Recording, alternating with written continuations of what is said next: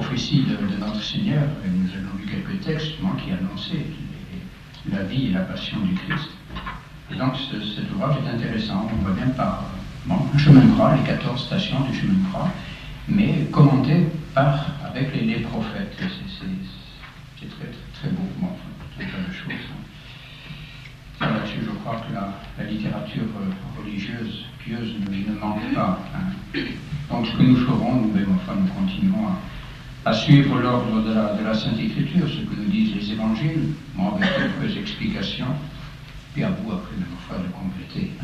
C'est le moment où jamais, pendant ce temps de la Passion, justement, d'essayer d'approfondir un petit peu ce grand mystère de notre rédemption, de notre salut. Voici par exemple ici une réflexion de saint Thomas d'Aquin, et comme toujours, des très belles paroles très denses et parfois un petit peu paradoxales. Voici ce qu'il disait, vous avez ça dans son commentaire du symbole des apôtres, des sermons qu'il faisait sur la fin de sa vie à Naples, qui ont été donc traduits dans cette édition sur le Credo. Et il vous dit, par exemple, donc, dans ce sermon, quiconque veut vivre avec perfection n'a rien d'autre à faire que de mépriser ou de désirer ce que le Christ a méprisé ou désiré sur la croix. Voilà. Vous voulez savoir un petit peu comment vivre la perfection, atteindre vraiment la perfection, qu'est-ce qu'il faut faire pour être parfait? Eh bien, regardez ce que le Christ a méprisé et désiré sur la croix. Et agissez de même. Car, continue-t-il, aucun exemple de vertu ne manque à la croix. Si tu cherches un exemple de charité, il n'y a pas de plus grand amour que de donner sa vie pour ses amis, et le Christ l'a fait sur la croix. Si tu cherches un exemple de patience, on n'en rencontre pas de plus parfaite que sur la croix. Si tu cherches un exemple d'humilité, regarde le crucifié. Un exemple d'obéissance, mets-toi à la suite de celui qui s'est fait obéissant jusqu'à la mort. Un exemple de mépris des choses terrestres, marche derrière celui qui est le roi des rois et le seigneur des seigneurs. En lui sont les trésors de la sagesse, et pourtant il a été dépouillé de ses vêtements, tourné en dérision, couvert de crachats, roué de coups, couronné d'épines, abreuvé de fiel et de vinaigre, et soumis à la mort. Qu'est-ce que vous voulez de plus, bien, comme enseignement, comme invitation, justement, bien, à la perfection? Regardons comment Jésus-Christ a vécu et comment il est mort. Il y a un autre texte de saint Thomas, comme nous l'avions déjà lu il y a quelque temps, un an ou deux, je ne sais plus très bien, petit raccourci de saint Thomas d'Aquin. Ça paraît tout simple, des choses comme ça, mais quand on s'arrête un peu pour peser chacun des mots, c'est très éclairant. En tout ce que le Christ a fait ou souffert, était réunie à la fois la faiblesse humaine et la puissance divine. Sur le mystère du Christ, homme et Dieu, et donc la faiblesse dans son humanité et la puissance dans sa divinité. Toujours, dans tout ce que fait notre Seigneur, il faut considérer les deux choses. Pour ne pas être scandalisé par la faiblesse, ne pas oublier qu'il y a derrière cette faiblesse humaine la puissance divine qui se manifeste, qui se révèle d'une certaine façon pour la découvrir. Voir un peu quel est ce mystère justement qui se cache. À sa naissance, il est enveloppé de l'ange et déposé dans une crèche, mais il est loué par les anges et adoré par les mages, conduit par une étoile. Oui, la faiblesse. Voilà, un petit enfant, nom de l'ange, et puis pourtant, les anges qui viennent l'adorer, qui chantent sa naissance, les mages qui viennent l'adorer, et ils sont conduits par une étoile, puissance. Il est tenté par le démon, mais servi par les anges. Il vit pauvre et mendiant, mais il ressuscite les morts et rend la vie aux aveugles. Et ce continuel paradoxe dans la vie du Christ. Il meurt cloué à la croix et est compté au nombre des voleurs, mais à sa mort, le soleil s'obscurcit, la terre tremble, les pierres se brisent, les tombeaux s'ouvrent et les corps des morts ressuscitent. Et ce prodige, ce miracle, véritable miracle, qui se produisent au moment de la mort du Christ, alors que c'est l'anéantissement, voilà, c'est la défaite, c'est l'échec, et pourtant toute une série de miracles qui se réalisent à ce moment-là. Et donc, conclut saint Thomas d'Aquin, Après avoir vu sortir de tel début un si grand résultat, à savoir la conversion du monde presque tout entier au Christ, donc si, après tout cela, on demandait encore d'autres signes pour croire, on serait plus dur que la pierre, car à sa mort, les rochers eux-mêmes se sont fendus. À la mort du Christ, les rochers se sont fendus, et puis nous-mêmes, on a toujours la tête aussi dure, c'est terrible, qu'est-ce qu'il nous faut de plus? Bon, on va essayer de fendre un petit peu la tête quand même, comprendre un petit peu, avoir la tête un peu moins dure que les rochers, comprendre un petit peu ce grand mystère d'amour. Alors aussi, c'est un autre passage de saint Thomas d'Aquin,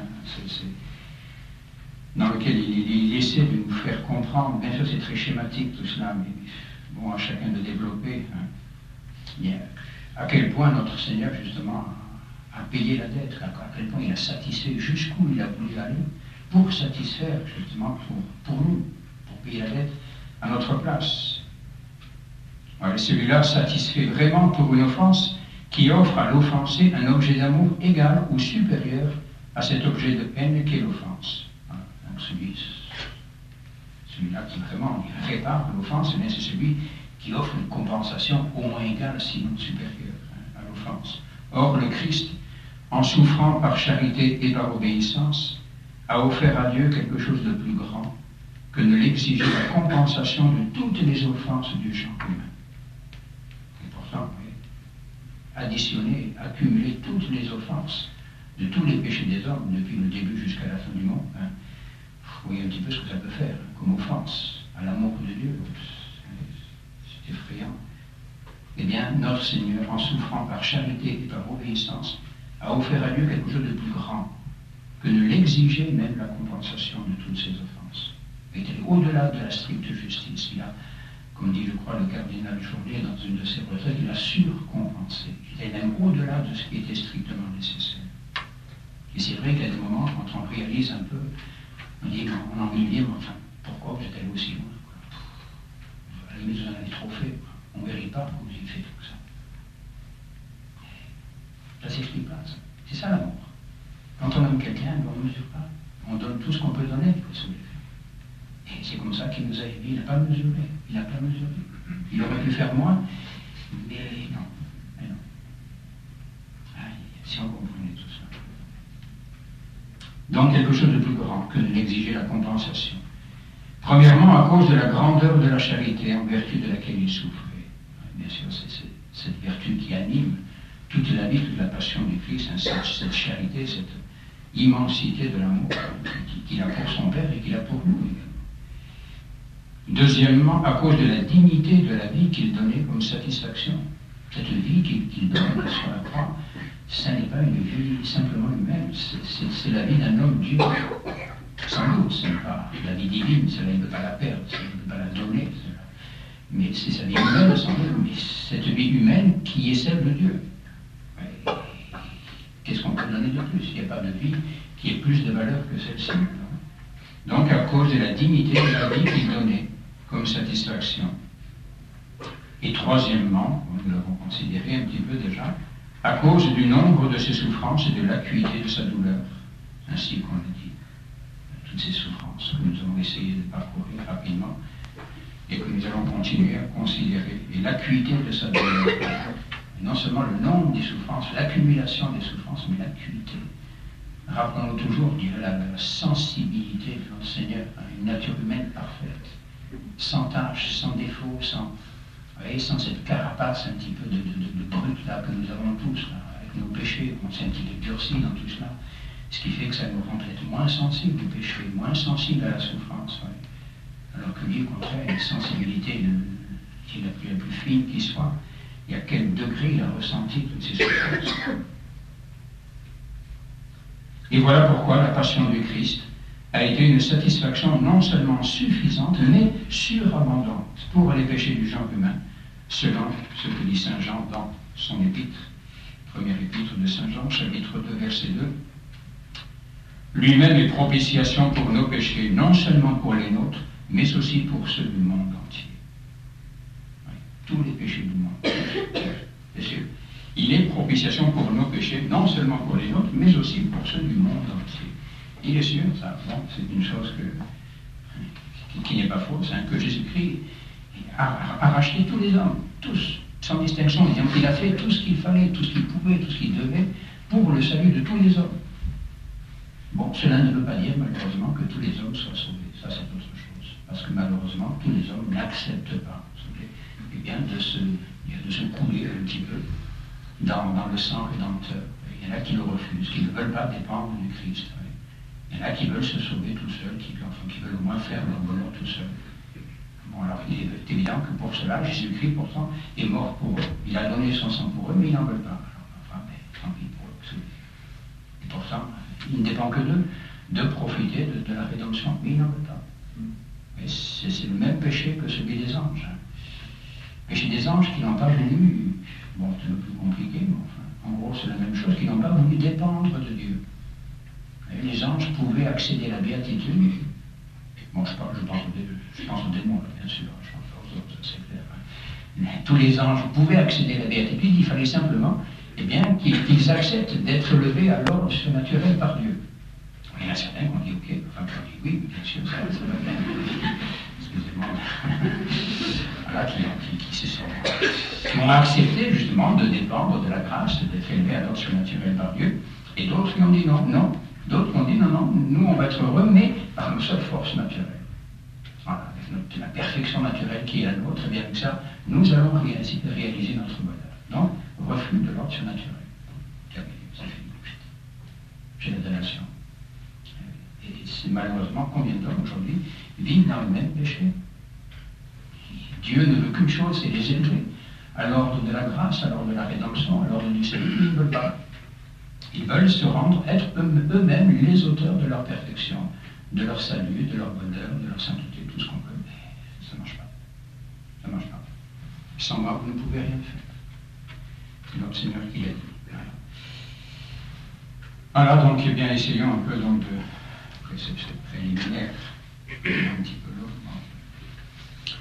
de continuer un petit peu l'examen de la passion du Christ. Hein, donc, nous avions laissé bien notre Seigneur entre les mains des Juifs, hein, Ponce Pilate, donc, malgré tous ses efforts, et on sent bien qu'il aurait voulu le sauver, mais c'est un lâche, Il voyait bien, il avait la claire vision de l'innocence du Christ. Il voyait bien qu'on lui faisait un mauvais procès, qu'en fait on le condamnait pour autre chose que ce qu'on lui reprochait. Hein. C'était d'autres motifs, et il a fait tout ce qu'il a pu, etc., même jusqu'à faire flageller notre Seigneur, alors qu'il était innocent et qu'il le savait. Et puis, ma foi, bien voilà, malgré tout, il a manqué de force, manqué de courage, et il a cédé donc devant les exigences du Sanhédrin, et qui porte donc, encore on en dit, c'est bien l'entière responsabilité de la condamnation et de la mort du Christ. Même si Ponce Pilate est faible, et donc a donné l'autorisation, c'est clair, hein, ce sont ces soldats qui vont conduire notre Seigneur au supplice, c'est vrai, il ne s'agit pas de l'innocenter complètement, mais quel est le plus coupable des deux? Notre Seigneur lui-même lui a dit, celui qui m'a livré à toi a commis un bien plus grand péché que toi. Et donc voici notre Seigneur qui est livré à la crucifixion. On lui remet ses vêtements, après on lui retire les vêtements de guérison, dont on l'avait affublé pour le présenter au peuple. Hein. Après s'être moqué de lui, ils l'ôtèrent la pourpre et lui remirent ses vêtements, puis ils l'emmenèrent pour le crucifier.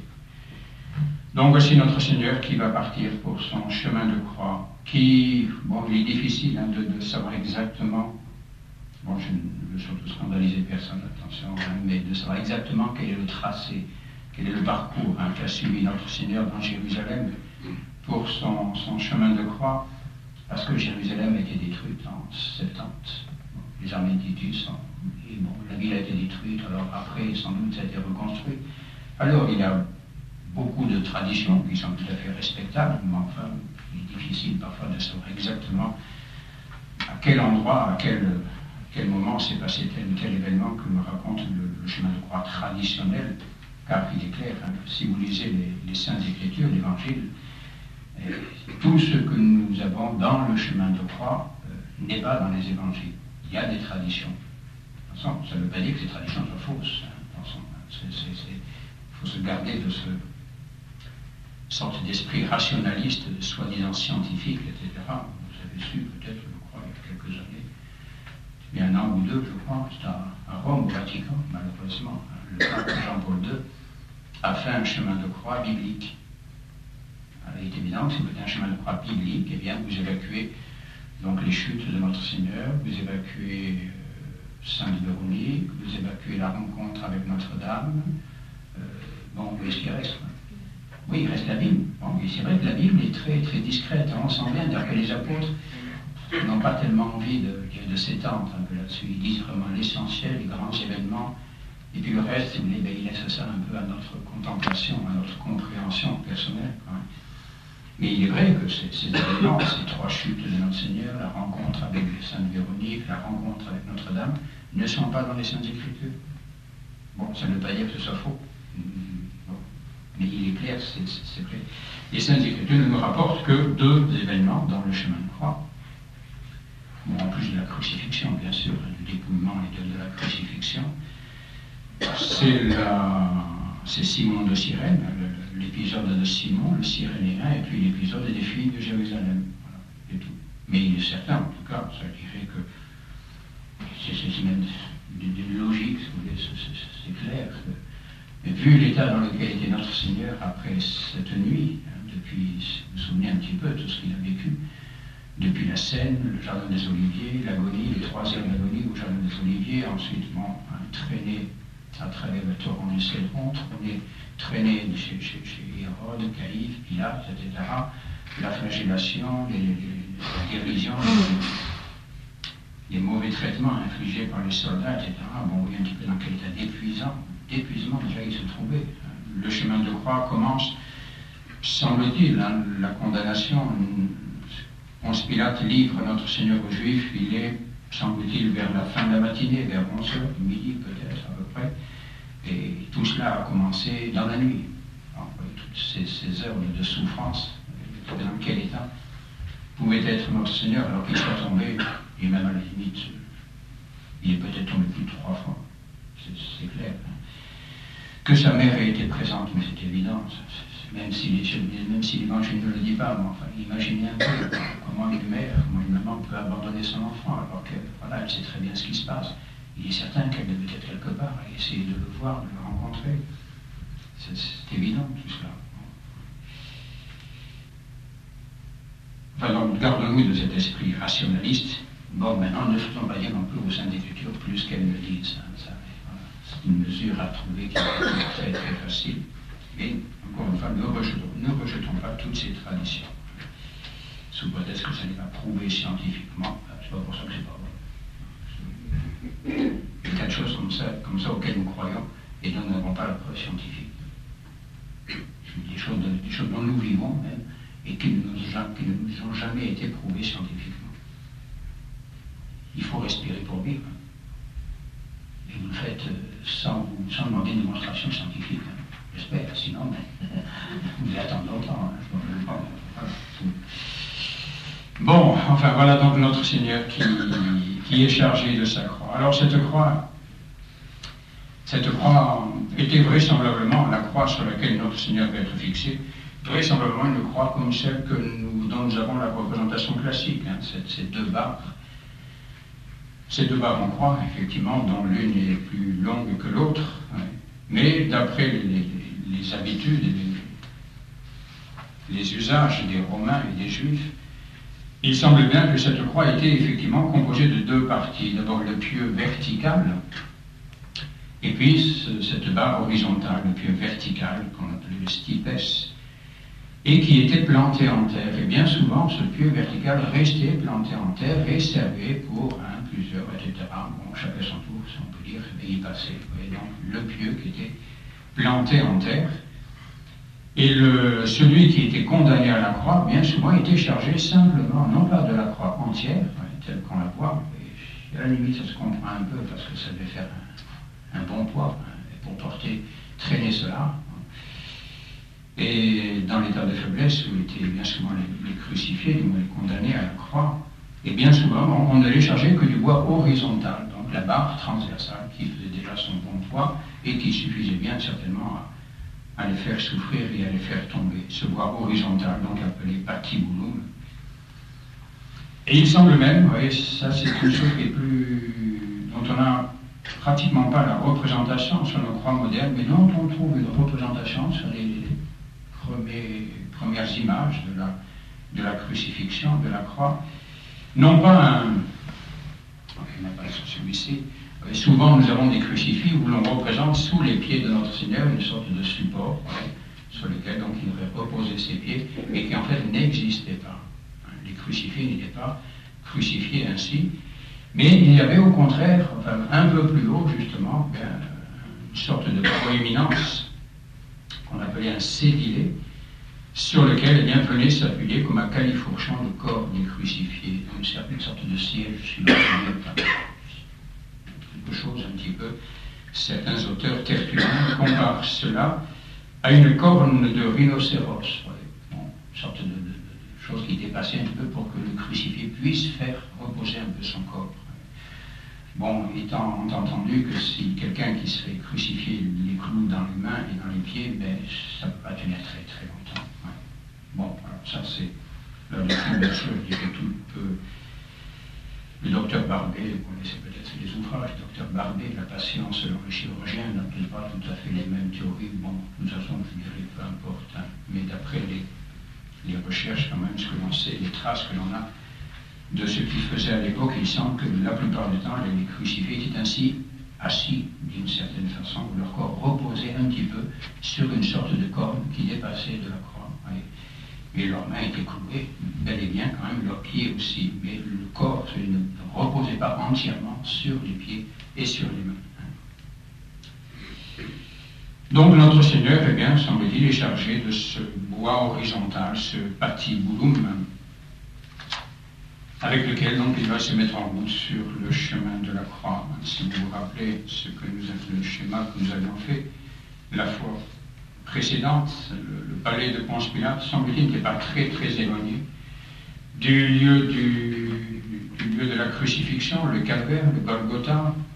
En ligne droite, eh bien, il faut compter à peu près 200 à 300 mètres, mais il est tout à fait probable que, comme cela se faisait souvent quand on avait un crucifié, enfin un condamné de marque, eh bien, on aimait à le promener dans la ville.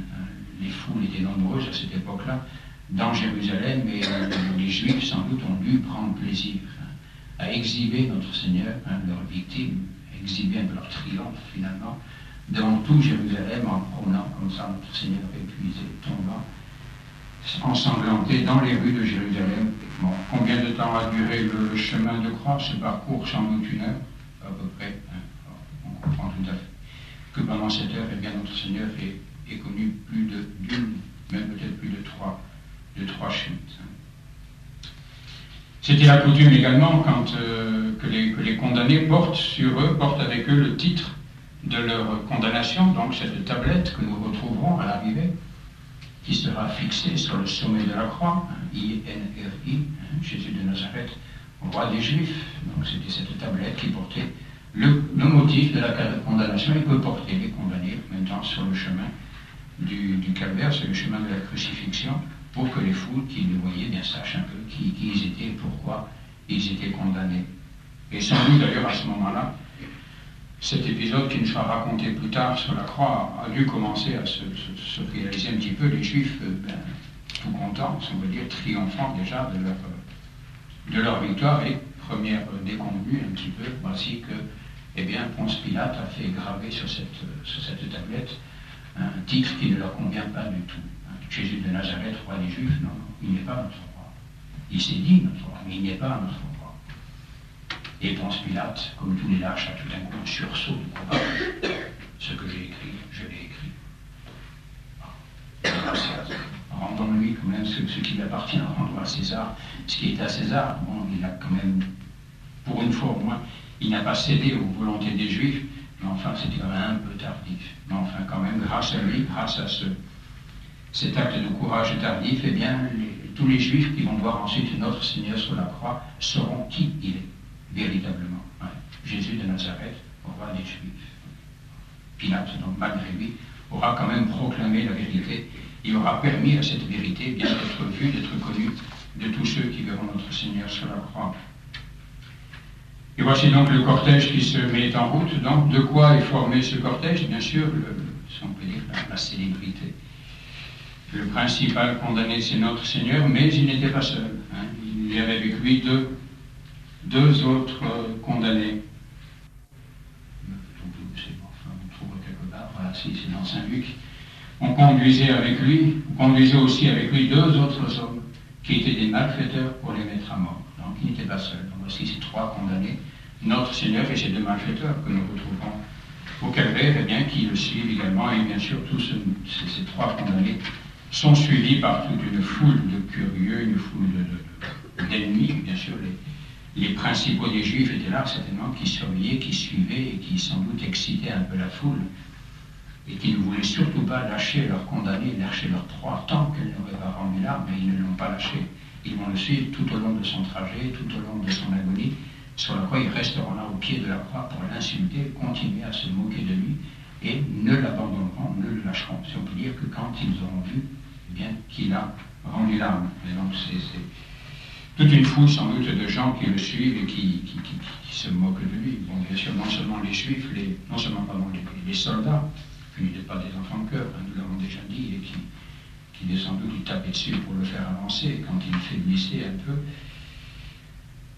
Et voici donc notre Seigneur qui se met en route. Alors les événements que les Saintes Écritures nous rapportent de ce chemin de croix, bien le premier, c'est ce pauvre Simon, qui sans doute n'était pas un disciple de Jésus-Christ, Simon de Cyrène, donc c'était la région, la ville dont il était natif, dont il venait, et qui revenait des champs, et puis qui croise le cortège, et puis qui ne s'est pas porté volontaire. Hein. Simon de Cyrène, bon, on le présente souvent, c'est bien sûr, comme l'âme charitable, généreuse qui vient au secours de notre Seigneur.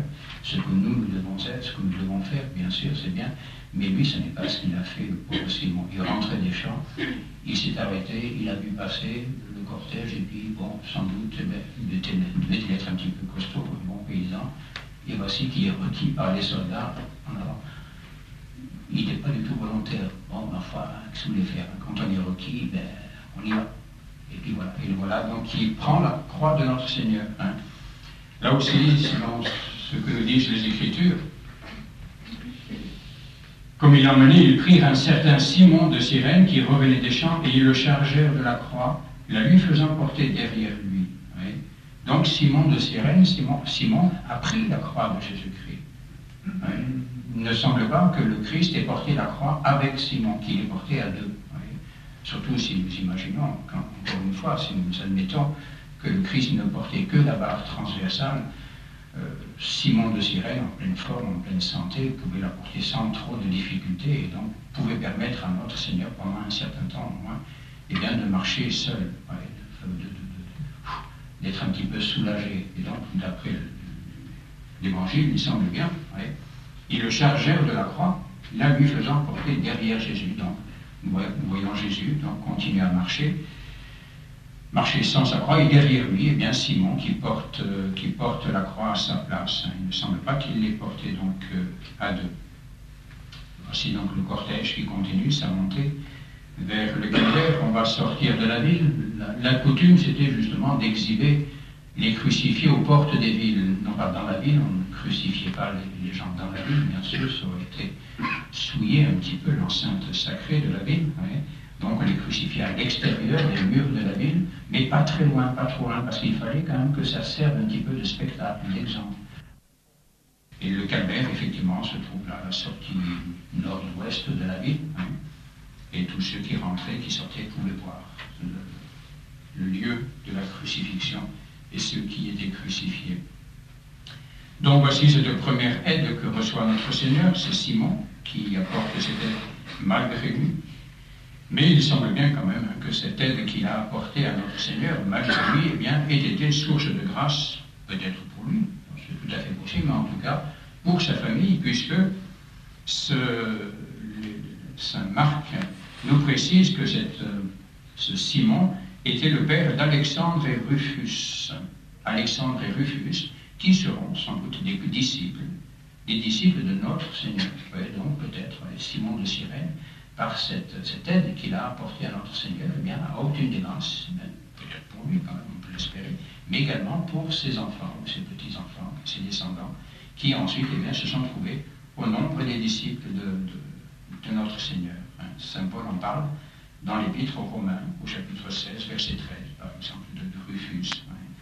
Donc c'était des disciples qui étaient bien connus des Romains. Quand Saint Paul en parle aux Romains, c'est comme quelqu'un qui est connu de Rufus, qui était donc le fils de Simon.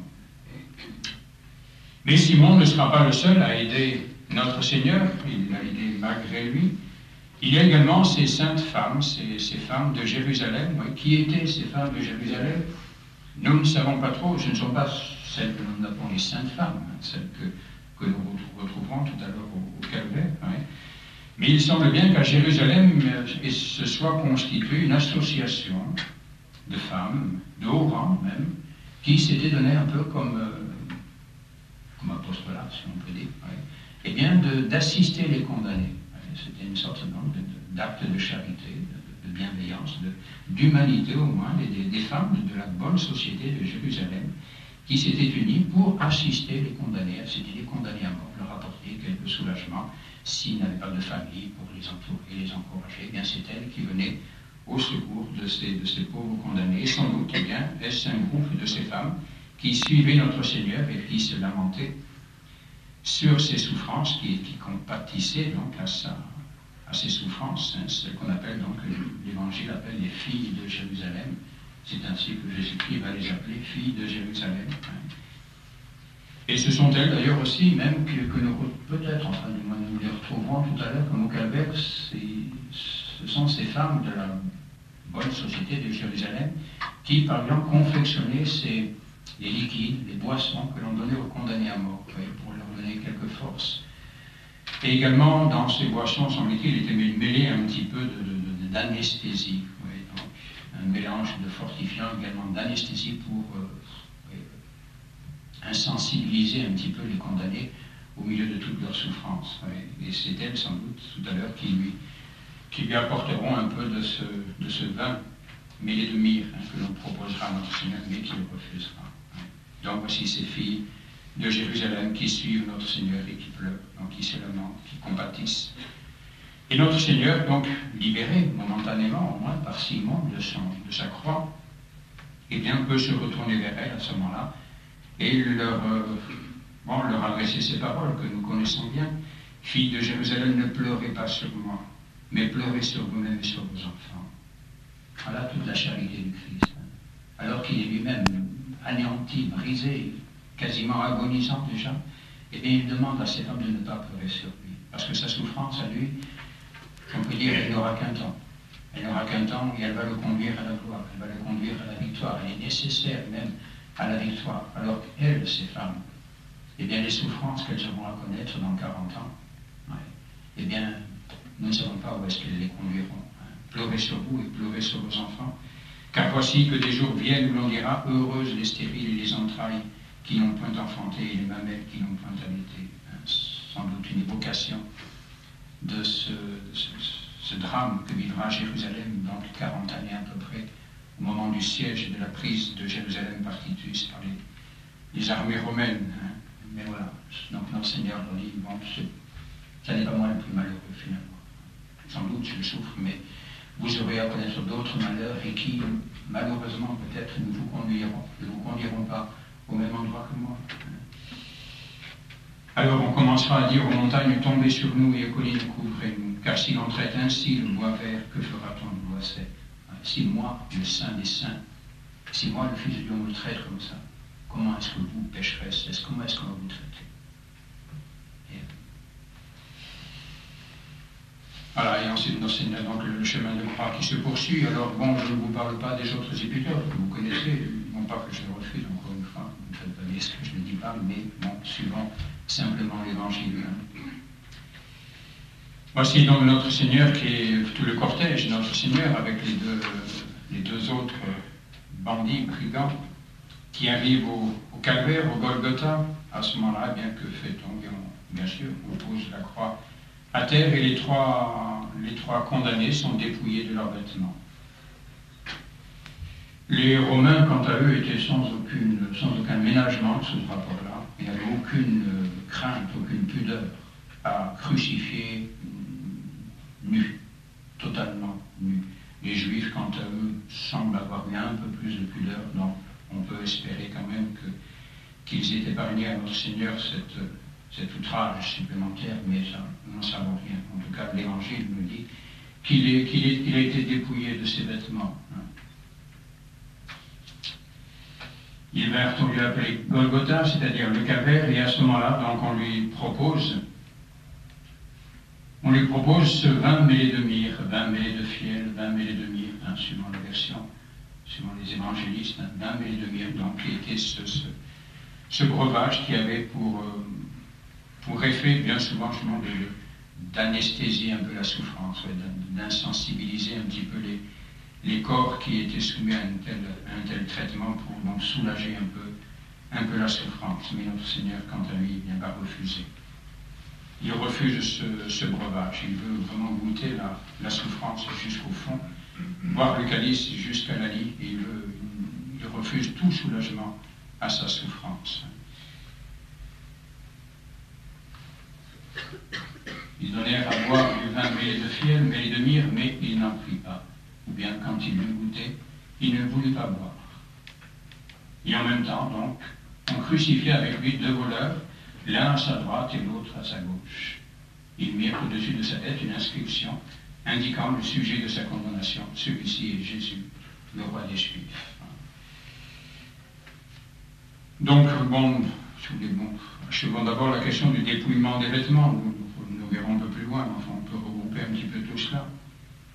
Quels étaient les vêtements que portait notre Seigneur? C'étaient les vêtements que portaient tous les Juifs à l'époque. Semble-t-il deux vêtements, un vêtement de dessous, si l'on peut dire, et un vêtement de dessus.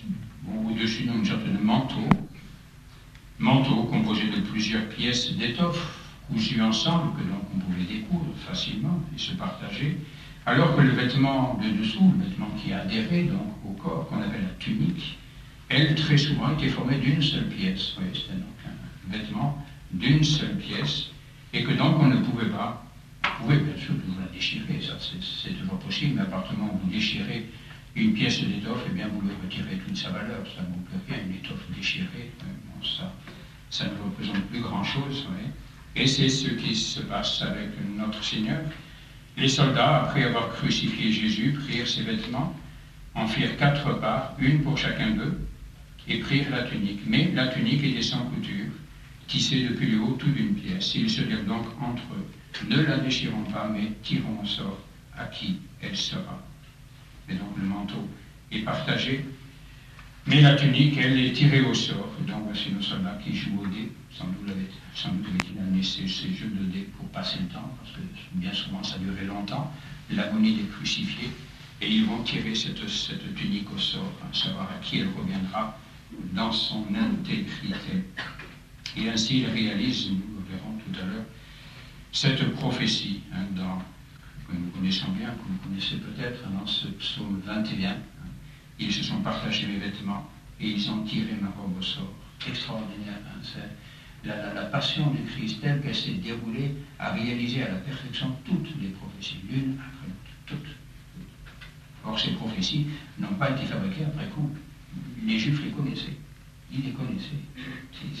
S'ils avaient un minimum, je dirais, d'intelligence, s'ils n'avaient pas eu l'esprit aveuglé par leur haine, ils auraient compris que tout se déroulait tel que la Bible l'annonçait, tel que les prophètes l'avaient prédit. Mais non, ils n'ont rien vu, ou du moins, ils n'ont rien voulu voir.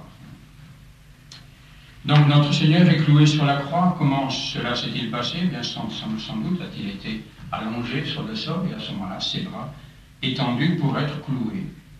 Donc les mains d'abord sont clouées sur le patibulum, sur la pièce de bois qu'il avait portée depuis le palais de Ponce Pilate. Donc les mains d'abord sont clouées, et par des clous, véritablement. Ce ne sont pas ce n'est pas lié avec des cordes ou des choses comme ça, oui, véritablement cloué, c'était l'habitude. Les deux procédés était réalisé, mais là, il n'y a aucun doute. Hein. Notre Seigneur a bel et bien été cloué, ses mains ont été transpercées, et ses pieds également le seront. Hein. Donc voici notre Seigneur qui est les bras, les mains cloués sur le patibouloum, et à ce moment-là, comment les choses se passaient?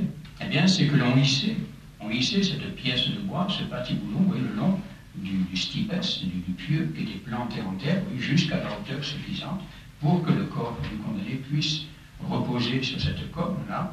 À ce moment-là, eh bien, la pièce était fixée, elle, à cette hauteur-là, et à ce moment-là, on clouait les pieds du condamné sur le pieu vertical. Et donc notre Seigneur qui est hissé avec des cordes.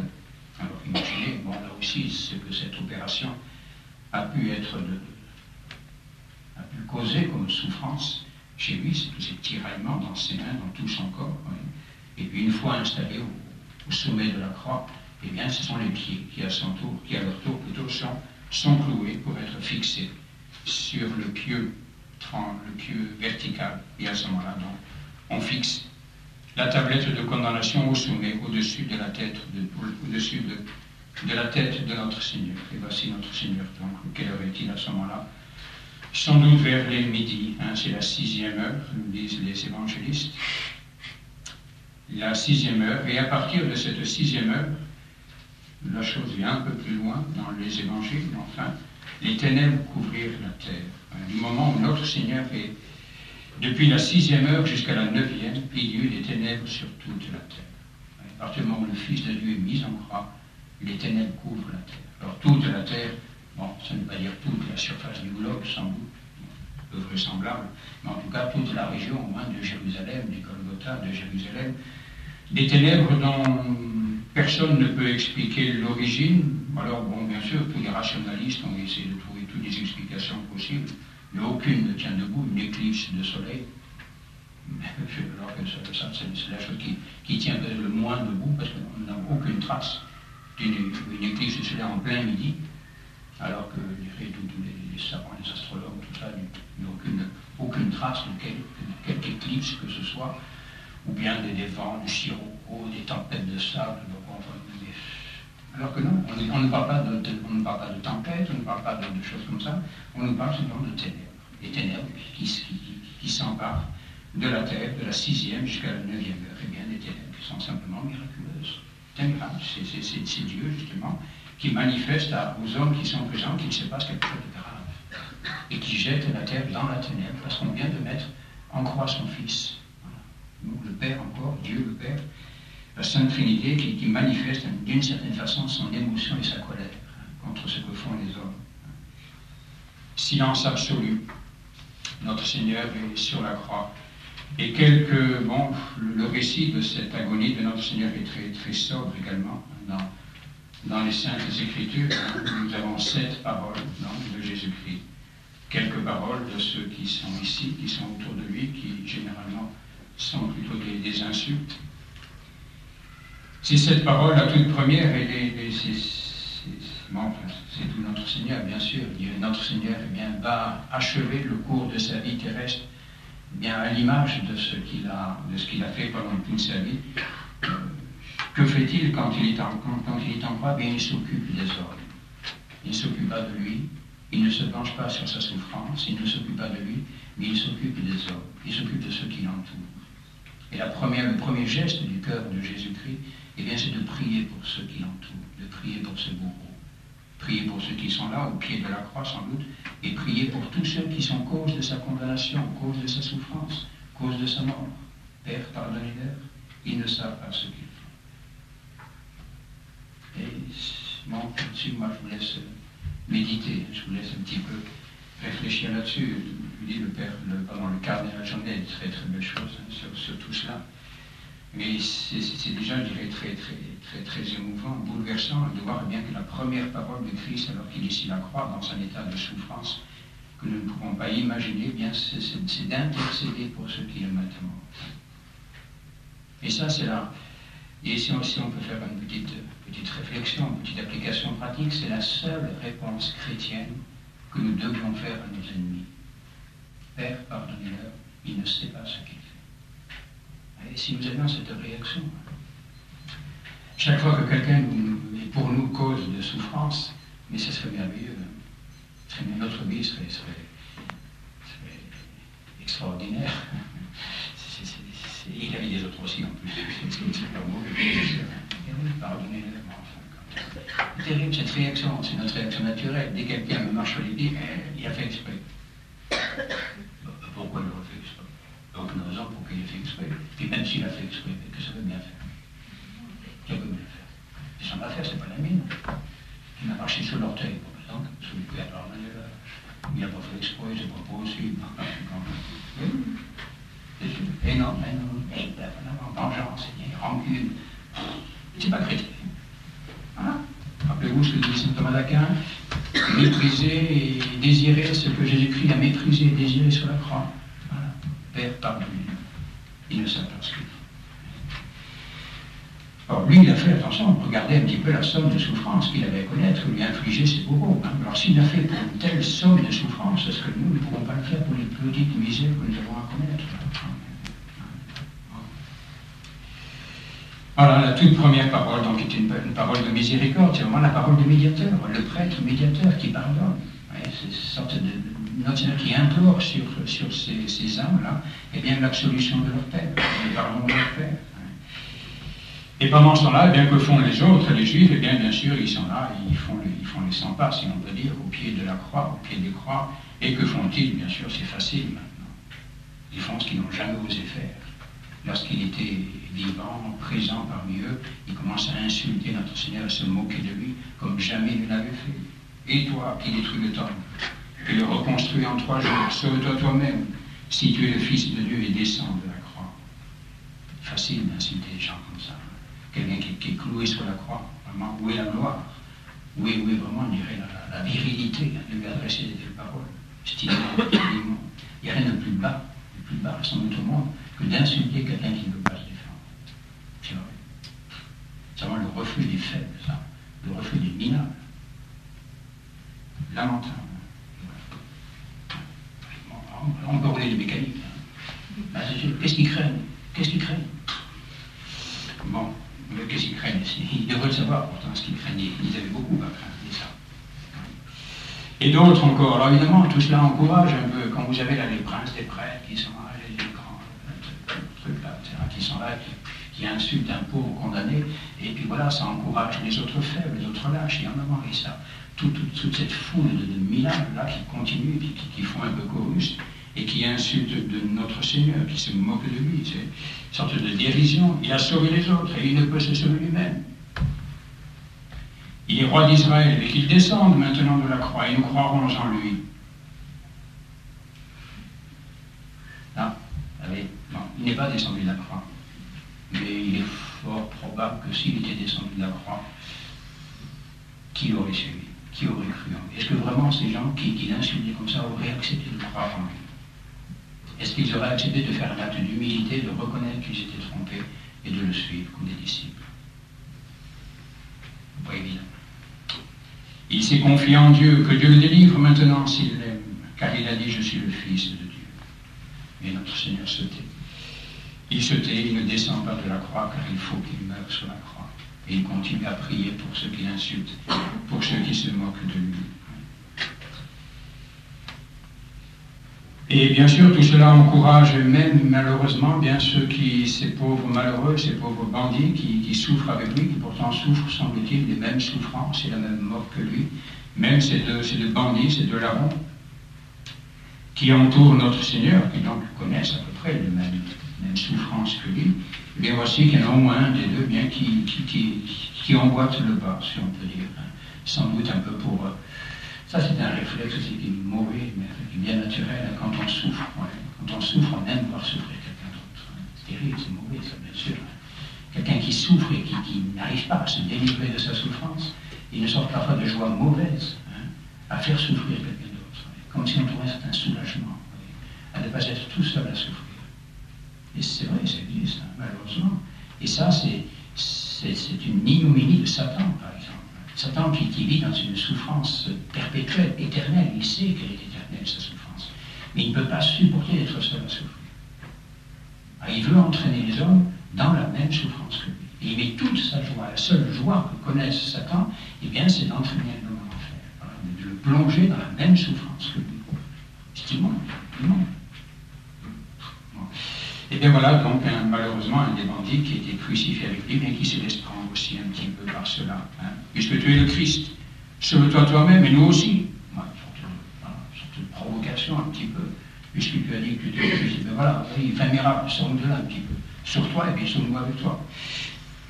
Et puis cet autre là, bon, ça c'est un épisode qui est magnifique et qui est aussi beau et aussi bouleversant souvent que cette parabole du Fils prodigue. Hein. C'est une parabole qui est magnifique, hein, on ne peut pas la dire sans pleurer, cette parabole du Fils prodigue. Moi je ne sais pas si vous y arrivez, moi je n'y arrive pas. Bon, voilà, c'est tellement le bon Dieu, ça c'est ça le bon Dieu. Le bon Dieu qui a un cœur grand comme le monde, un plus grand que le monde, et qui ne peut pas s'empêcher de pardonner. On lui met toute sa joie à pardonner. Et nous, on est trop bêtes pour ne pas avoir confiance. Nous, on est même bêtes au point de ne pas oser demander pardon. Dis-le, alors que le monde ne manque que ça. Manque que ça. Et donc voici cet autre larron qui était un bandit, attention, ne croyons pas que c'était un pauvre comme ça, victime innocente, etc. Il valait bien un bandit, on ne sait pas ce qu'il avait fait, mais enfin. Et qui est choqué quand même par cette réflexion de l'autre bandit, hein, et qui sans doute un peu touché, ému aussi, bouleversé peut-être par la paix, le silence, la sérénité de notre Seigneur sur la croix, qui prend sa défense, et qui dit non. Ne crains-tu donc pas Dieu, toi non plus, impliqué que tu es dans la même condamnation? Pour nous, c'est justice.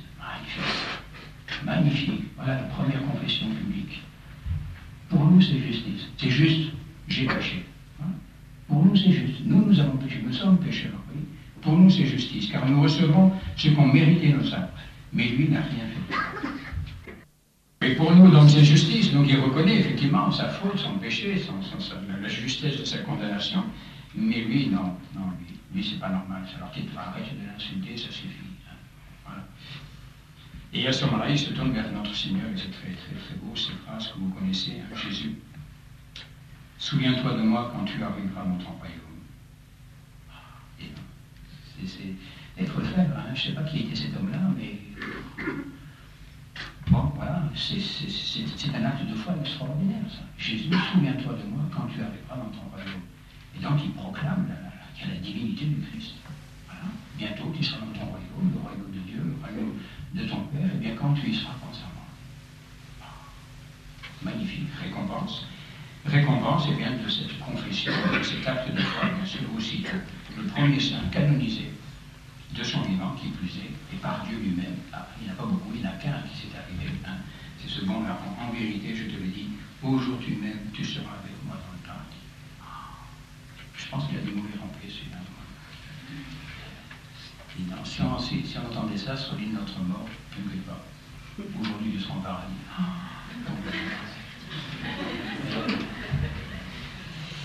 Et oui, vous avez attention, hein, le bon larron, voilà, il y a les conditions remplies aussi. Hein. Bon, voilà. Il y a l'aveu un petit peu de ce que l'on est, de sa misère et cet acte de foi. Aveugle, fou même un petit peu, en notre Seigneur, parce que rien ne lui disait qu'il était Dieu.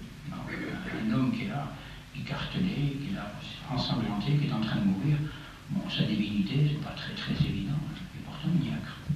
Il y a cru. Aujourd'hui même, tu seras avec moi en paradis. Voilà.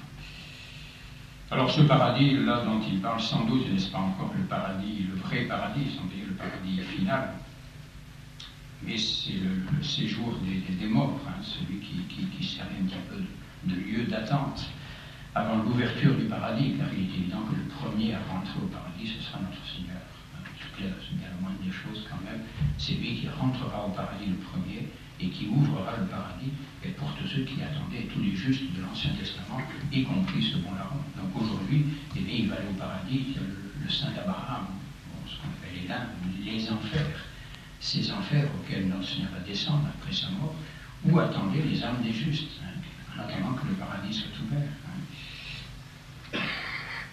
Et au pied de la croix, bien, donc nous avons vu un peu les Juifs, etc. Bon, sur la croix, ces autres brigands qui l'entourent, dont à l'insulte, l'autre au contraire, eh bien, obtient le pardon de ses péchés, la promesse du paradis. Puis au pied de la croix, eh bien, il y a un petit groupe là. C'est toute l'Église qui est là, au pied de la croix. C'est toute l'Église qui est là. Vous avez Saint Jean, le disciple que Jésus aimait, dit Saint Jean d'ailleurs, justement, c'est lui qui écrit. Et chaque fois que Saint Jean parle du disciple que Jésus aimait, c'est lui, il ne veut pas se désigner lui-même directement, il le fait de façon indirecte. Cependant, près de la croix de Jésus se tenait sa mère, la sœur de sa mère, Marie, femme de Cléophas, et Marie-Madeleine. Ayant donc vu sa mère et auprès d'elle le disciple qu'il aimait, Jésus dit à sa mère, femme, voilà votre fils. Puis il dit au disciple, voilà ta mère. Et à partir de cette heure, le disciple l'a pris chez lui.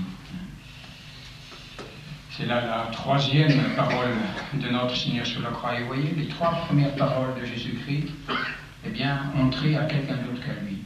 Première, c'est le pardon des péchés de ceux qui nous mettent à mort. La deuxième, eh bien, c'est le paradis promis au bon larron. Et la troisième, eh bien, c'est pour sa mère et pour Saint Jean. Voilà. Il donne l'un à l'autre. Et au pied de la croix, je vous disais qu'il y a toute l'Église, car effectivement, vous avez toute l'Église. Vous avez le prêtre, c'est Saint Jean. Vous avez la Vierge, c'est Marie, Notre-Dame, bien sûr. Et puis vous avez même l'Église pénitente, l'Église pécheresse, Marie-Madeleine. Voilà. Alors vous avez à peu près, je dirais, tout ce qui constitue essentiellement l'Église qui est composée de pécheurs et dans laquelle il faut des prêtres, bien sûr, c'est Saint Jean, et il faut aussi des vierges, ce sont toutes les âmes saintes, les âmes contemplatives, les âmes religieuses, bien sûr, tout cela réuni sous le manteau de Notre-Dame.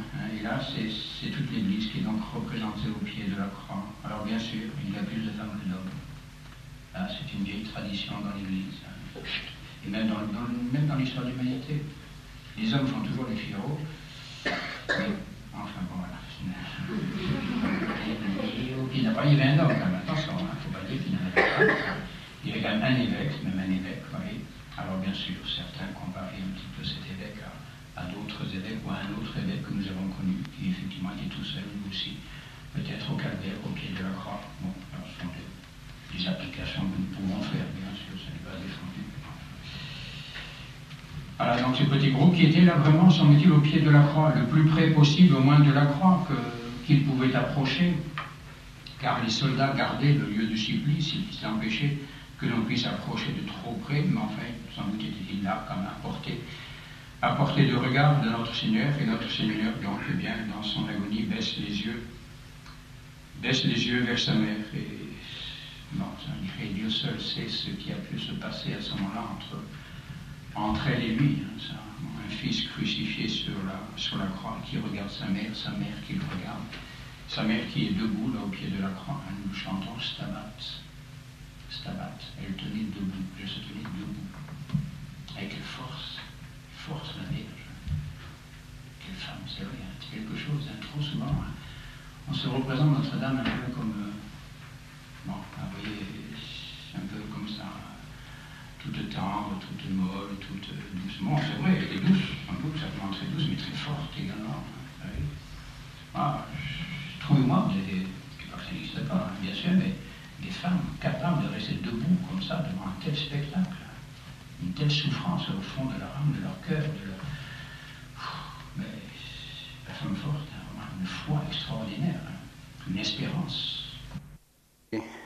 Notre Seigneur qui baisse les yeux vers cette mère bénie entre toutes les femmes, qui est finalement son dernier trésor, c'est tout ce qui lui reste ici-bas. Il a tout perdu, on l'a tout pris. Ses amis même se sont enfuis, sauf quelques-uns, un tout petit nombre. Son dernier trésor, la chose qui lui tient le plus à cœur, eh bien, comme à chacun d'entre nous, c'est sa mère. Voilà, cette mère que l'on cherche au moment de mourir, cette maman que l'on appelle, ça c'est un fait constant dans l'humanité. Tout homme sur le point de mourir appelle maman, et notre Seigneur est sur le point de mourir, et au lieu d'appeler sa mère, au lieu de vouloir encore, de chercher à la retenir près de lui pour en retirer, recevoir quelque consolation, eh bien non, au contraire, il s'en sépare, il la donne, il nous la donne. Femme, voici ton fils. Et se tournant vers le disciple bien-aimé, voici ta mère. Et ces phrases toutes simples que nous connaissons bien, que Saint Jean est le seul à nous rapporter, c'est un signe, cela, Saint Jean, l'apôtre marial, vraiment le premier dévot de Notre-Dame. C'est lui qui nous raconte cela, cet échange, bien sûr, il peut nous le raconter parce que c'est lui qui a reçu la mère de Jésus en dépôt. C'est lui qui a eu à veiller sur elle, à la garder, si l'on peut dire, pour chacun d'entre nous. Il représente le sacerdoce, là au pied de la croix. Il représente tous les fidèles, tous les enfants de Dieu, et voilà, il reçoit la mère de Dieu. Oui, c'est une chose qui est étonnante, cela, enfin, étonnante, bouleversante et très divine, justement, bien, c'est que notre Seigneur se sépare de tout. Il ne veut plus rien avoir en propre. Il va mourir, il veut mourir tout seul. Tout seul. Il veut vraiment, vous voyez, plonger au fond de toutes les souffrances humaines. Vraiment connaître cette déréliction, ce qu'on appelle la déréliction, ce sentiment de solitude, d'abandon. Ne plus avoir autour de lui la moindre consolation. Voilà. Même sa mère, vous voyez, saint Thomas d'Aquin nous disait que sa mère lui était d'une certaine façon un sujet de souffrance, parce qu'il la voyait souffrir, et un fils qui fait souffrir sa mère, eh bien, souffre de cette souffrance. Vous voyez. Bon, mais malgré tout, la mère, c'est la mère. Eh bien, Jésus-Christ se sépare d'elle, il s'en sépare, c'est fini. D'une certaine façon, elle n'est plus sa mère, elle devient la mère des hommes, la mère de l'Église, la mère du prêtre, etc. Et maintenant, eh bien, notre Seigneur reste seul. Oui, il faudrait comprendre un peu ce qui se passe dans l'âme du Christ à ce moment-là, ce profond désarroi humain, ce qu'on appelle la déréliction, ce sentiment d'abandon. Il n'y a plus rien autour de lui sur quoi il puisse s'appuyer, en quoi il puisse se reposer. Il se tourne vers le ciel est vide, le ciel se tait, le ciel est silencieux. Et même, nous le savons depuis la 6e jusqu'à la 9e heure, il y eut des ténèbres sur toute la terre, le ciel est bouché. Donc du côté du ciel, c'est le silence. Son Père se tait, son Père ne vient pas à son secours. Il le sait, bien sûr, il sait qu'il doit mourir, il sait, mais ça n'empêche pas la souffrance d'être très réelle et très, très, très, très cruelle au fond de lui. Il regarde vers la terre et là, que voit-il? Plus rien. Bon, c'est le vide, ses amis l'ont abandonné, sa mère, eh bien, n'est déjà plus sa mère, et elle est devenue la nôtre. Et il est seul avec sa souffrance. Et c'est au fond de ces tourments les plus atroces, et au fond desquels il ne trouve aucun repos, aucun soulagement, et bien que jaillit de son âme, de son cœur, de tout lui-même, ce cri vers le ciel. À la 9e heure, nous dit l'apôtre, nous dit l'évangéliste, à la 9e heure. Oui, alors que cela fait 3 heures, donc à peu près, qu'il est en croix, l'agonie touche à sa fin, et notre Seigneur, donc après s'être occupé des hommes, leur avoir imploré pour eux, leur avoir imploré la miséricorde de son Père, après avoir ouvert le paradis déjà, ou entrouvert au moins le paradis au bon larron, après avoir donné sa mère à chacun d'entre nous, bien notre Seigneur est tout seul. Et à ce moment-là, bien c'est ce cri, non pas de désespoir bien sûr, mais ce cri de solitude, d'abandon et d'inquiétude, d'angoisse, et qui monte vers le ciel. Eli, Eli, lama sabachthani. Mon Dieu, pourquoi m'avez-vous abandonné? Alors on voit toujours dans ce cri de notre Seigneur un cri justement d'angoisse. Notre Seigneur semble gémir, se plaindre, à la limite, c'est ça, un petit peu réclamer auprès de son Père, mais enfin, pourquoi m'abandonnez-vous? Pourquoi ne venez-vous pas à mon aide, à mon secours? Oui. On a l'impression que Jésus crie au secours, qu'il est là vraiment aux limites du désespoir humain, que cela tient à très très peu de choses. Non, ce n'est pas cela. Oui. Si nous voulons bien comprendre cette parole de Jésus-Christ, cette 4e parole de Jésus-Christ, il faut la remettre un petit peu à sa place, car cette parole est le premier verset d'un psaume qui est très long, c'est le psaume 21.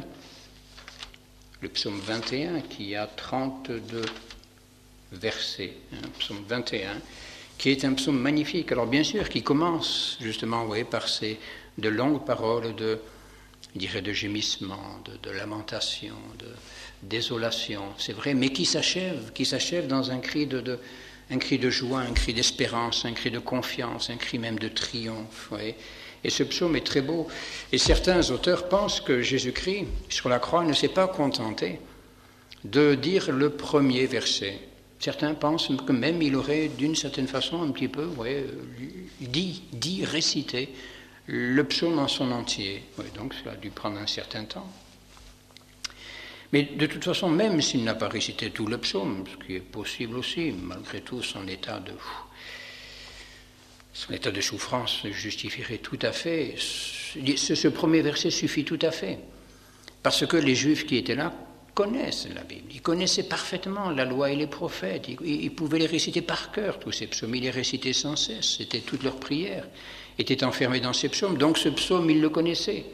Eli, Eli, lama sabachthani. Et ils pouvaient continuer de même. Tout le psaume jusqu'à la fin, verset après verset. Et donc, vous voyez, en disant cette parole, sans doute était-ce un cri de souffrance de Jésus-Christ, mais c'était encore un enseignement.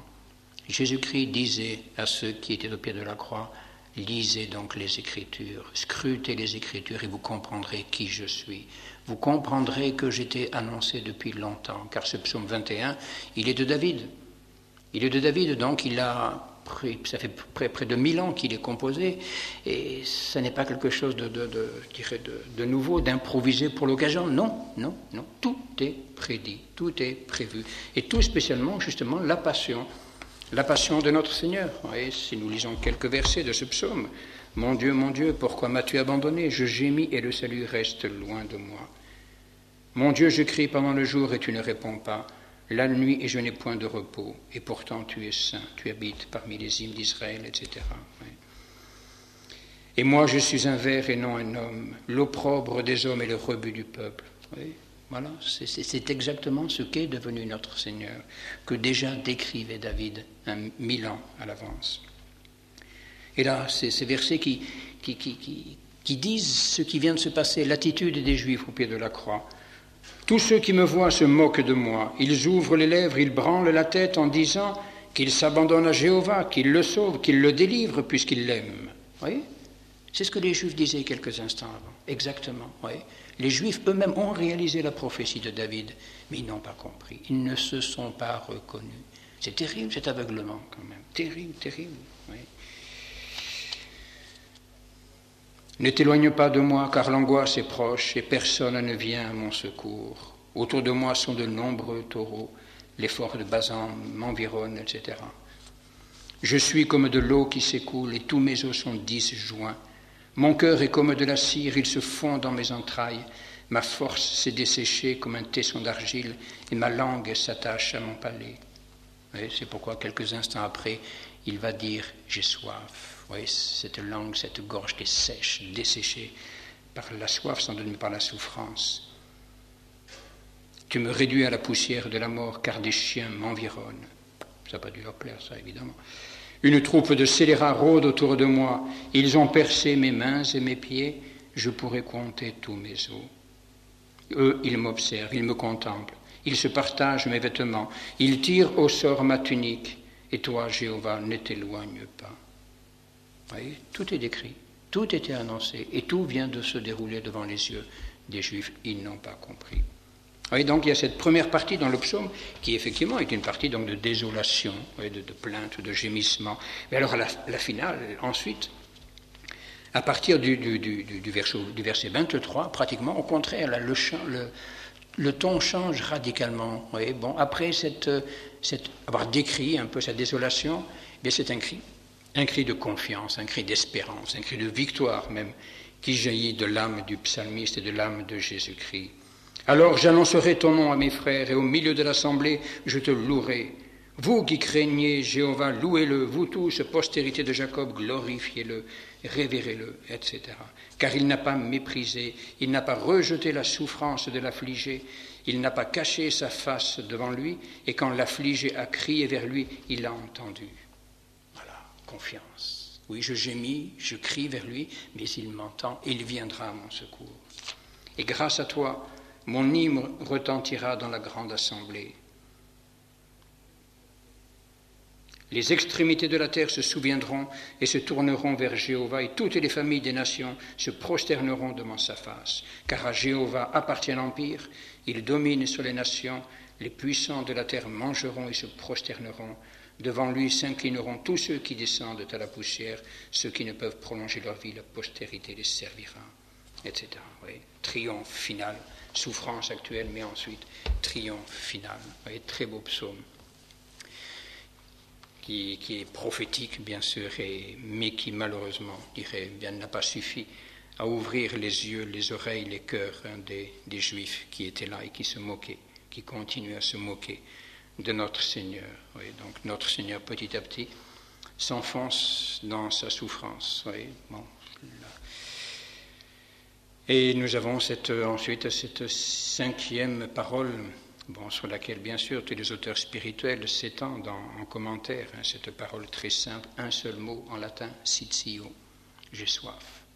Soif humaine, bien sûr, soif physique, même si l'on peut dire, recherche d'un certain soulagement, peut-être, à sa souffrance, mais surtout cette soif intérieure, soif de quoi? Avait soif notre Seigneur, soif de la gloire de son Père. Soif du salut des âmes, voilà la grande soif qui tenaille l'âme de Jésus-Christ pendant son agonie. Ce dont il a soif, c'est glorifier son Père. Et cette soif, ne sera apaisée que lorsqu'il sera mort. Rien d'autre, rien d'autre ne peut apaiser cette soif que le moment, l'instant glorieux et douloureux où il remettra son âme entre les mains de son Père. À ce moment-là, il rendra à son Père tout honneur et toute gloire, et il délivrera toutes nos âmes du péché et de la mort. La route du salut, la route du ciel, la route du cœur de Dieu sera ouverte, et c'est de cela qu'il a soif. Il a soif, bien sûr, aussi d'amis, de consolateurs, d'âmes compatissantes. Bien sûr, il a soif de tout cela. Il réclame cela de chacun d'entre nous. Cette soif immense, qui est multiforme de notre Seigneur, et qu'il nous faut essayer peut-être d'apaiser de notre côté. J'ai soif, alors bien c'est à ce moment-là que certains des soldats qui étaient là au pied de la croix, qui se sont mépris un petit peu sur la parole précédente, certains ont dit, regarde, il appelle Élie. Et Saint Jean, lui, commente cette parole de notre Seigneur, j'ai soif. Après cela, Jésus, sachant que tout était accompli, afin que l'Écriture fût accomplie, dit « j'ai soif ». C'est toujours pour accomplir l'Écriture. C'est une référence encore à ce psaume 21 que nous venons de lire. Ma gorge est desséchée, ma langue s'est attachée à ma gorge. Bien, j'ai soif.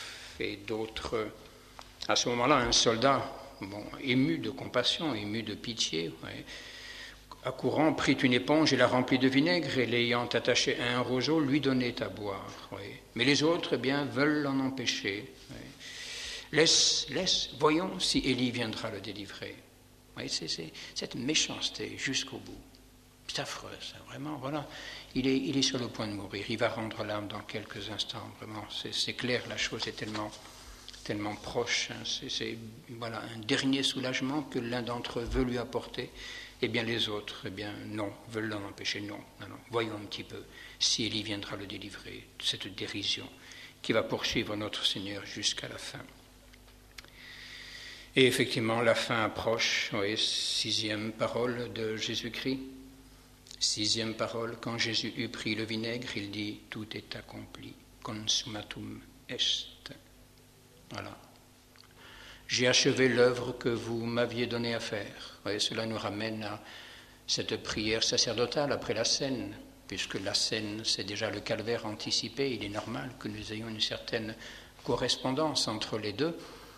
Et notre Seigneur, après la scène, dans sa prière sacerdotale, il a dit, voilà, j'ai achevé l'œuvre que vous m'aviez donnée à faire. Et quelle était cette œuvre ? C'était l'œuvre de notre salut, l'œuvre de la glorification de son Père. Rappelez-vous, au jour de son baptême, Lorsque notre Seigneur s'approche de Saint Jean-Baptiste, celui-ci se défend, il dit non, non, ce n'est pas à moi, c'est à vous plutôt à me baptiser, etc. Ce sont de petites disputes là, de préséance.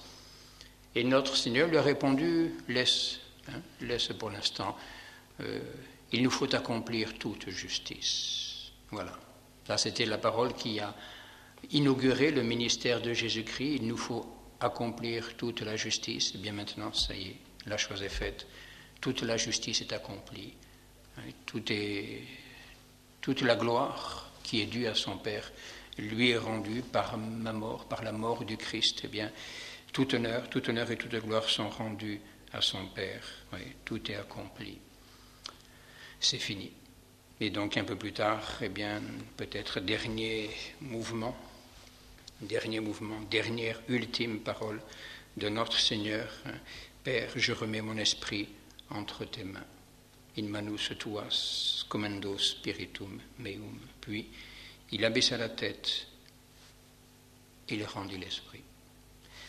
In manus tuas commendo spiritum meum. Vous voyez, c'est notre Seigneur qui est maître de sa passion.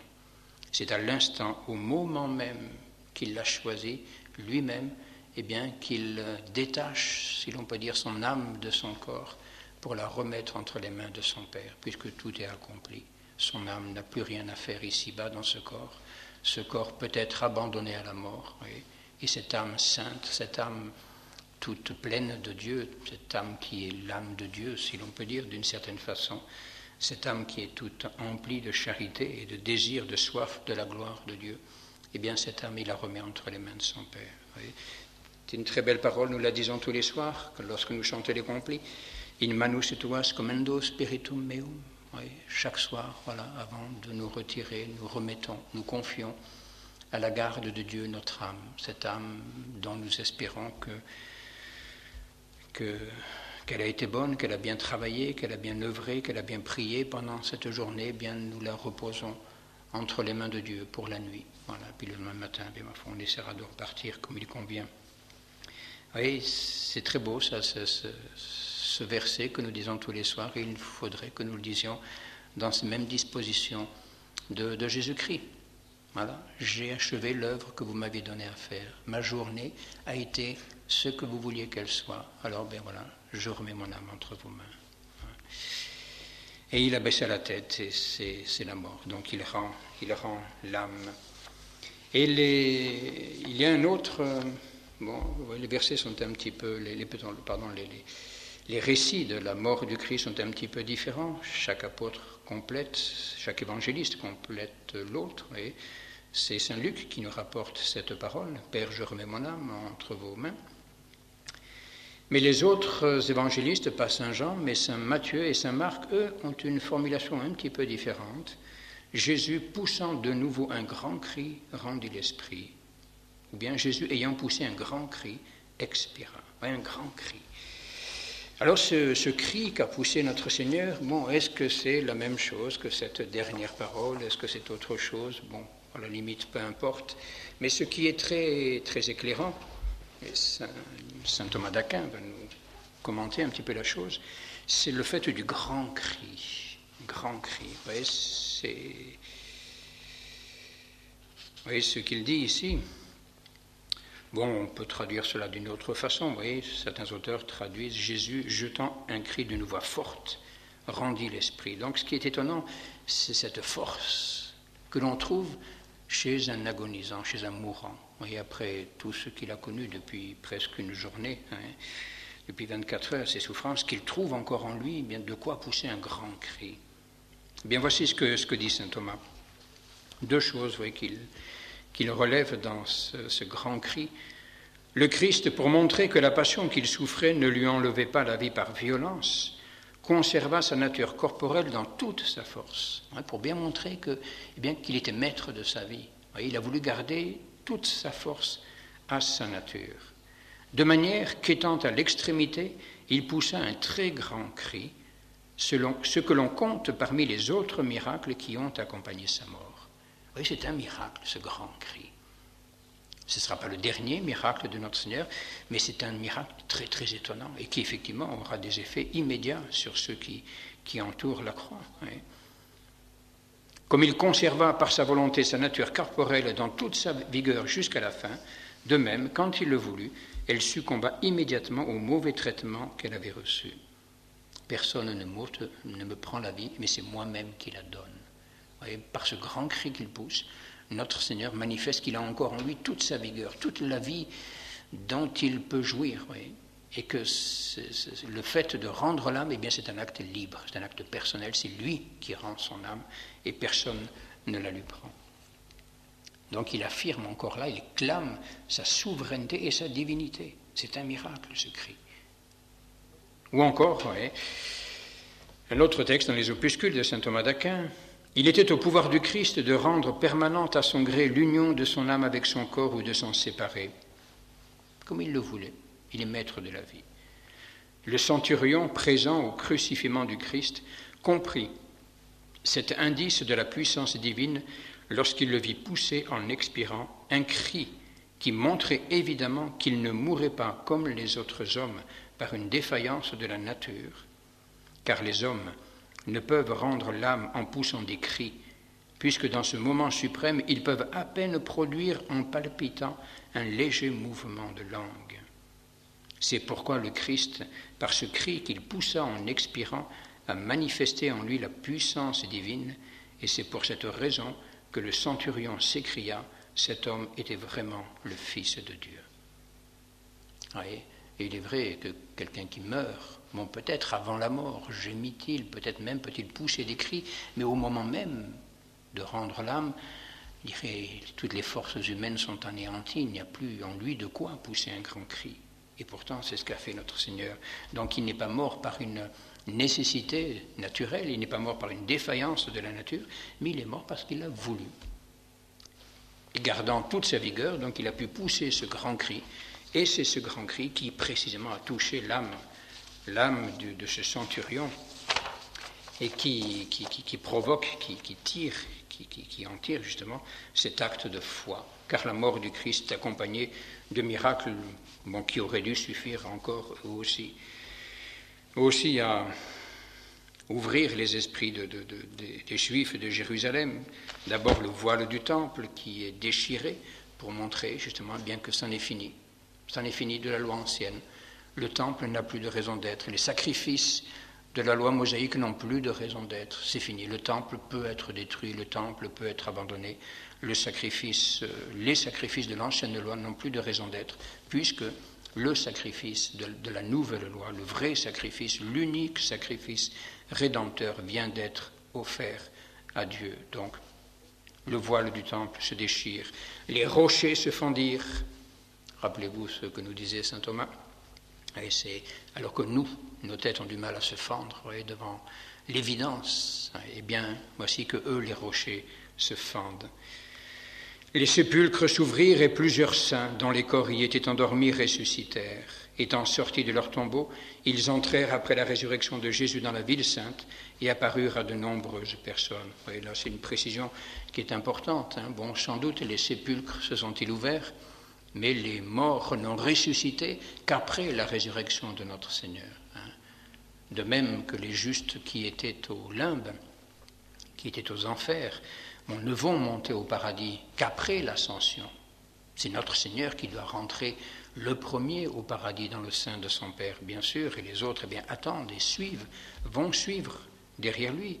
Et bien de même, il faut qu'il soit ressuscité pour que les autres ressuscitent. Il est le premier d'entre les morts, le premier à ressusciter. Donc ces sépulcres ouverts ne verront la résurrection des corps qui y sont enfermés, eh bien, que le jour de Pâques, après la résurrection de notre Seigneur. Et c'est ce jour-là, eh bien, qu'on les verra apparaître dans la ville sainte de Jérusalem.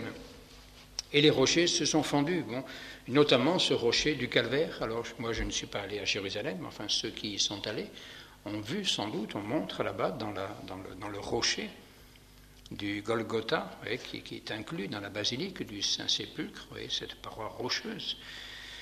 Une fente, paraît-il, longue d'environ 1,70 m et large de 25 cm.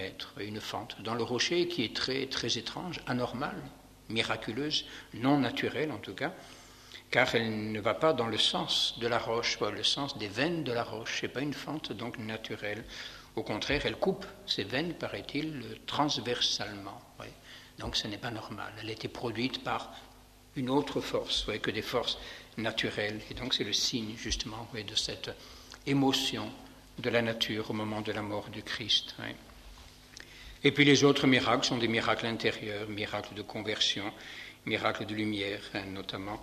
Donc nous l'avons vu, ce centurion qui est bouleversé par ce cri de notre Seigneur et vraiment cet homme était injuste, ou bien encore vraiment cet homme était le Fils de Dieu.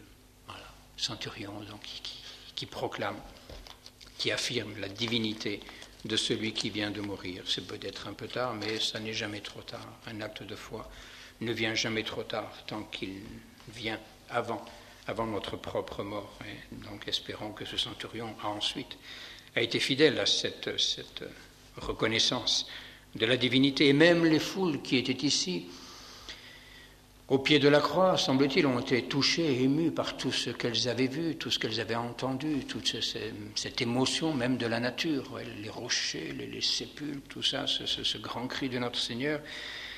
Et les membres du Sanhédrin, sans doute, sont repartis.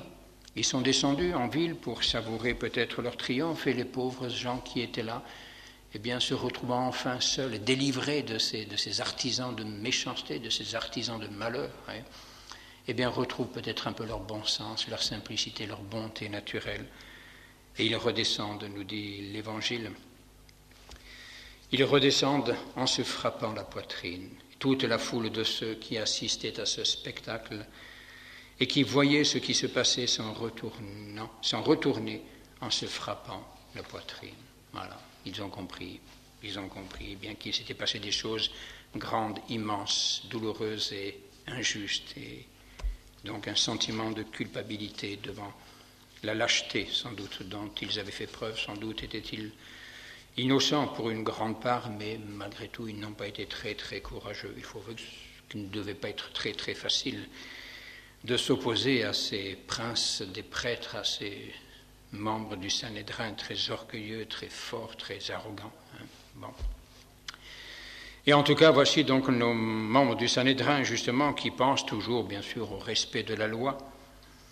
Au respect de la loi, hein, ils ont fait, semble-t-il, croient-ils du moins, ils ont fait ce qu'ils devaient faire, un acte sans doute de grande vertu, en faisant crucifier Jésus, mais il va falloir, la dépouille de Christ ne peut pas rester en croix. Hein. Le lendemain sera un jour de fête, un jour de sabbat, et donc on ne peut pas laisser la dépouille en croix, donc il faut la faire descendre. Et donc, ils se rendent auprès du procurateur et lui demandent justement bien de détacher les corps de la croix et donc de pratiquer sur les crucifiés cette coutume, cette habitude très, très barbare elle aussi, mais il y a beaucoup de choses barbares chez les peuples anciens, quoiqu'ils n'étaient pas forcément plus barbares que nous, qui commettons bien d'autres crimes, hélas.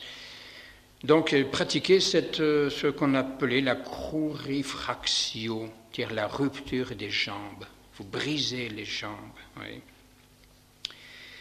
C'était pour finalement achever pratiquement ceux qui étaient là, ceux qui étaient en croix, pour être sûrs qu'ils étaient bien morts. On leur brisait les jambes pour qu'au terme de toute leur souffrance, cela hâte, par la perte de sang, la douleur, etc., hâte la mort si elle n'était pas encore intervenue. Et donc les soldats vinrent et rompirent les jambes du premier, puis de l'autre, qui avait été crucifié avec lui. Et quand ils arrivèrent à Jésus, le voyant déjà mort, ils ne lui rompirent pas les jambes. Mais un des soldats lui transperça le côté avec sa lance, et aussitôt il en sortit du sang et de l'eau. Et donc Dieu a épargné à son Fils cette ultime souffrance post-mortem, si l'on peut dire. Ses jambes à lui ne seront pas brisées. Et là, encore une fois, et l'évangéliste le rapporte. L'évangéliste le rapporte, c'est Saint Jean toujours, hein, ceci afin que furent accomplies les Écritures. Ouais. Vous ne briserez aucun de mes os. Et ailleurs, l'Écriture dit encore, ils contempleront celui qu'ils ont transpercé.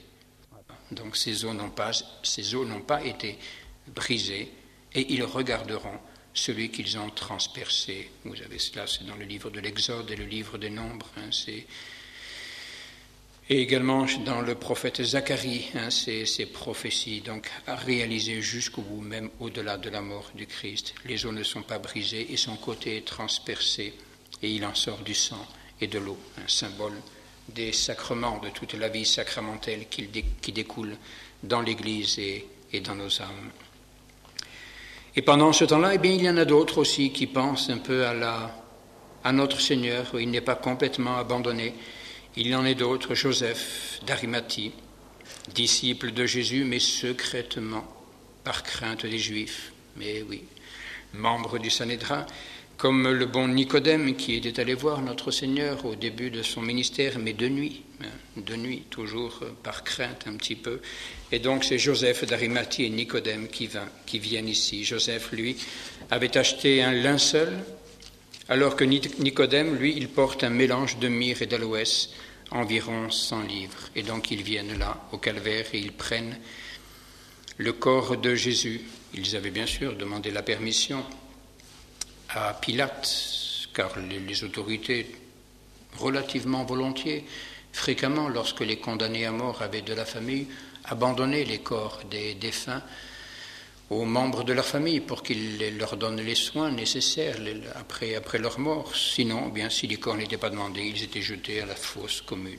Et bien là, bien sûr, cet outrage est épargné par ces deux amis, ces deux disciples secrets de Jésus-Christ, Joseph et Nicodème, qui prennent donc le corps de Jésus, ils le détachent de la croix, ils le descendent de la croix, ils l'enveloppent de bandes avec les aromates, selon la manière d'ensevelir en usage chez les Juifs. Vous voyez donc le corps est embaumé, enduit donc avec toute une sorte de baume, d'aromates, etc.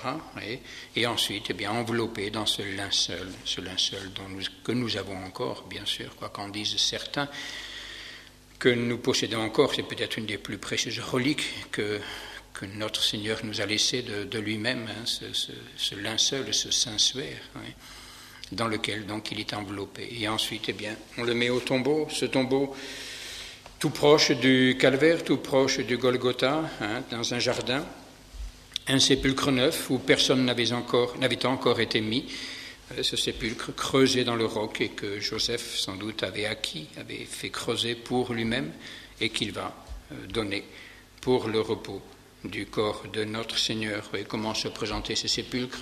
Semble-t-il 2 chambres, une première pièce, une sorte d'atrium, d'antichambre ou chambre d'attente un petit peu, et puis ensuite la chambre funéraire elle-même, ou avec une niche, une sorte de là dans le mur, une sorte de niche, dans laquelle on allongeait le corps enveloppé dans le linceul.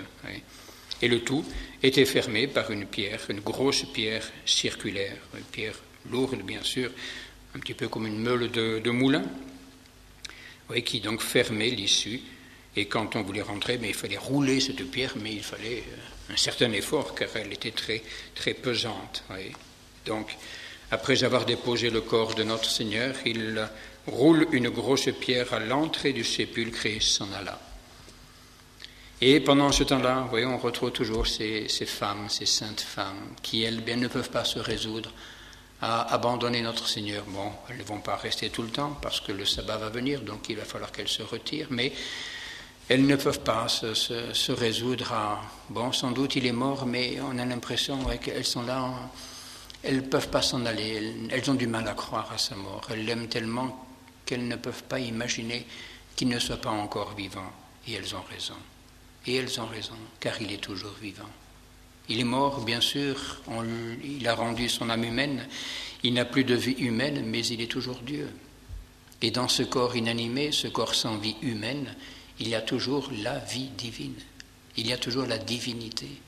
Et combien on comprend ces saintes femmes, Marie-Madeleine et l'autre Marie, mère de Joseph, qui regardaient là, assises en face du sépulcre. Voilà. Et ensuite, ma foi, elles s'en retournent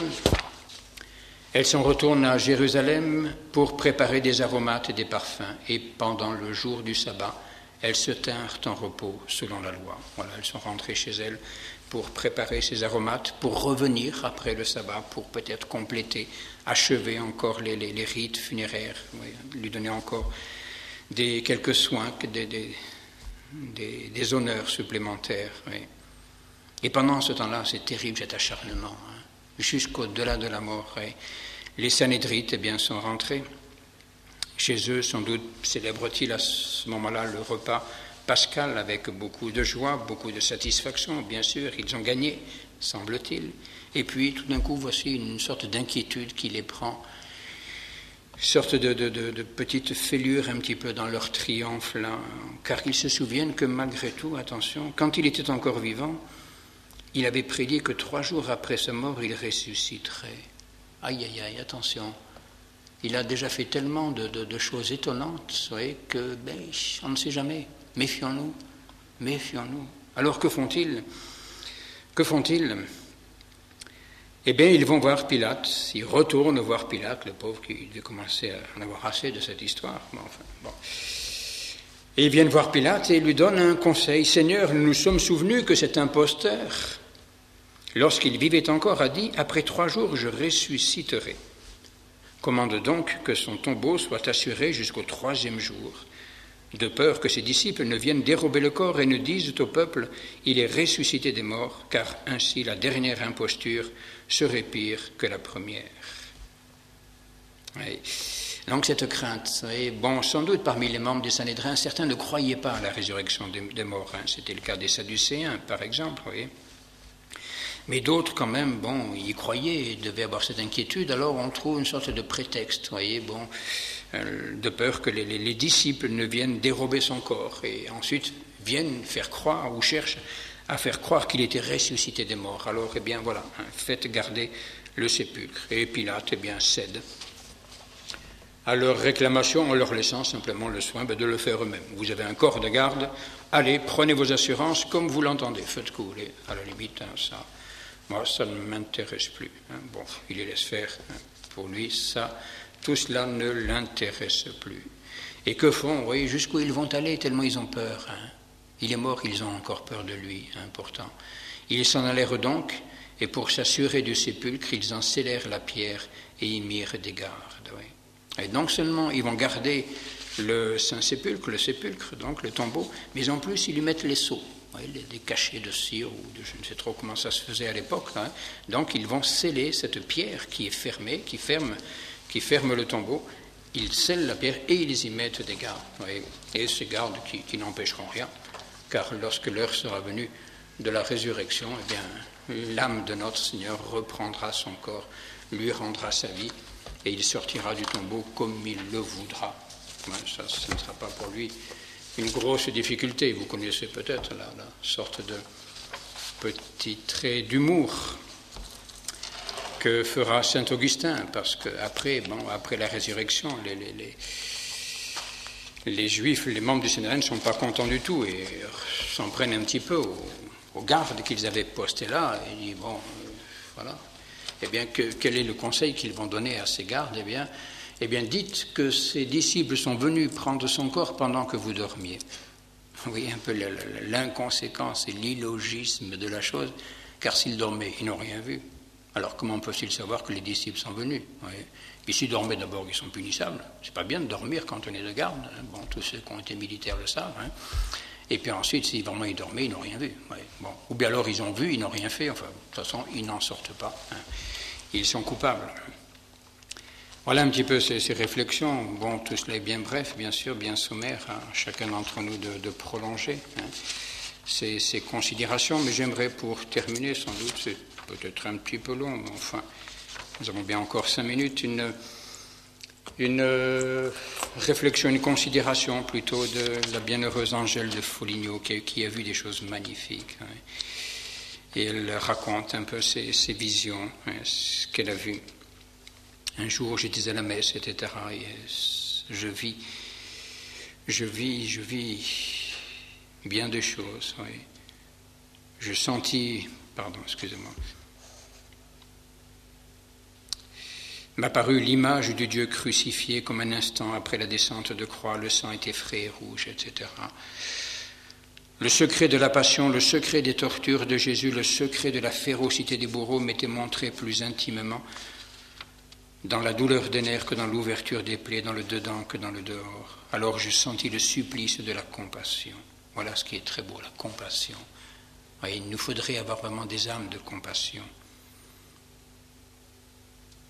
Ainsi, absorbé et transformé en la douleur du crucifié, j'entendis sa voix bénir les dévoués qui imitaient sa passion et qui avaient pitié de lui.